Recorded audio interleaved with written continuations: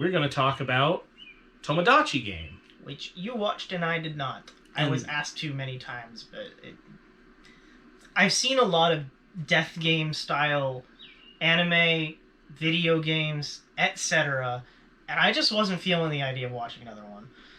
Does it do anything different from, like, Kaiji, Kakegurui, Dengen, any of those? So it's funny that you would immediately start by asking that, because yeah. I was in a similar boat to you. I actually was trying to fill out my watch list for this season because while it was stacked, I knew the 4 I wanted to watch immediately. One of them was a recommendation from you, of course. Yeah. But I wanted a 5th one just because I feel 5 is a good, solid, round this out number. So I wanted a 5th one. So I went to Discord and asked for a recommendation. And like you, I got Tomodachi as a recommendation. Only I decided I would take that leap of faith to watch it. And honestly, it did a lot in the first episode for me to be like, all right, yeah, I can vibe with this. I should actually mention, it's not that I didn't try Tomodachi Game. I did. And it turned me off within the first 5 minutes. Okay, so you've seen enough where you at least have an inkling of an opinion on it. So it had enough going for me to be like, all right, I can get behind this. Because I do really like battle royale / gambling / survival drama shows. A lot of the ones you named do strike a chord. I very much love Kaiji. Kaiji's a great series. And I really do like the Danganronpa series as well. So, and I would even throw in Future Diary. True. I never finished it, but yeah, that's definitely one of them. If those are series that you hear and are like, oh, dude, I fucking love those, this might be worth checking out because it might sort of fill that void in your heart if you do want that sort of thing. And it's very much what I was hoping to get out of this, and that's why I gave it a shot and watched the whole thing. Is it at all more character-driven? Because one of the biggest issues that these types of series fall into is that either their characters don't have any character, or they're just a trope. And I've found that a lot with those types of series as well. So I'm going to use that as a good transition to get into what I consider this series' biggest issue is its lack of consistency. Oh, no. A big issue for me from, I would say, the 2nd episode onward is 2 things. One, this show feels like it's trying too hard to be edgy. Oh, now, God. Before you pin me as, being, like, overly sensitive or anything, let me just say, I don't care about shows being edgy, but I feel like there's a delicate nature to it, and this show just doesn't care. For cross-reference, I would say Future Diary is one of those shows that tends to be a little edgy, too. Oh, of course. And so I would compare it like that, where it just doesn't care. It just does not give a fuck. It wants to be edgy. So if you like edgy shit, by all means, this might be your cup of tea. But for me, I actually prefer Kaiji and Danganronpa, because while they can be a little edgy, they feel like they're not trying to fully lean into it.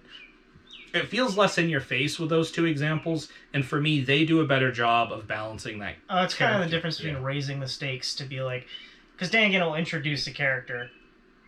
Dangan's it'll kill someone off yeah. early on, so that you know that's a threat. Yeah. And then it lingers that over your head.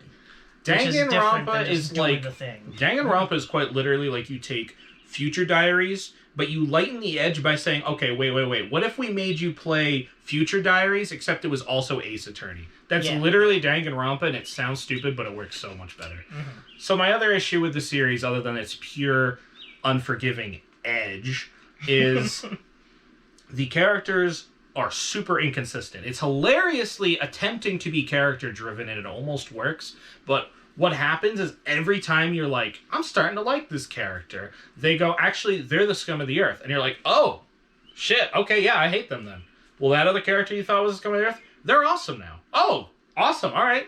And they just keep doing it and doing it and doing it. Just mixing up character motivations and making me confused by the end of it.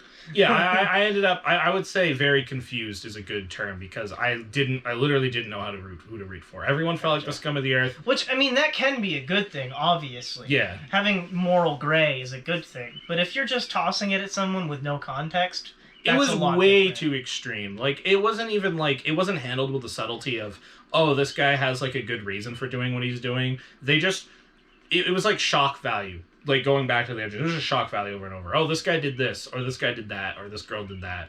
And then, like, it would, like, slightly recontextualize it, but it didn't, like, take the time or effort to show it and if it did, it was just completely undermined by being like, oh, here's this person and their sad story. Anyway, this person's the scum of the earth. Hate this fucker. Mm-hmm. And, like, I was starting to get whiplash by how often it happened. Like, the main character is the closest thing to someone I can get behind because his backstory shows, like, his parents, like, teaching him the importance of money versus friends, which seems to be, like, themes of this show. But, like, if you want something that's character-driven with everyone being together for the sake of togetherness, watch Danganronpa. Or play Danganronpa. If you want a money is the root of all evil, but it's necessary, watch Kaiji. Literally, this show is trying to do both and succeeds at neither. And there's two things This is something I see happen so fucking often now. Just a series that's trying to do too much. Yes. Just focus on what you're good at. I stayed with it because I really did want that survival, horror, drama, whatever you want to call it, thriller experience. And it was like, it's like scratching an itch, but the itch is still there afterwards. I was glad while I was scratching because it did feel good while scratching. So essentially the definition of a guilty pleasure. You literally like a guilty pleasure. I would say it's a 5.5.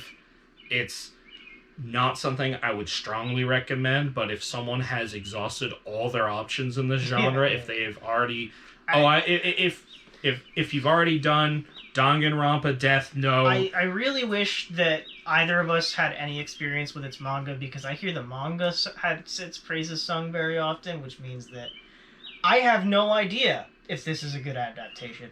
You have no idea if this is a good adaptation. Hey, if one day I read the manga, we'll circle back, but for now, this is a skip. Don't watch this unless you've exhausted all your options. Watch a better show.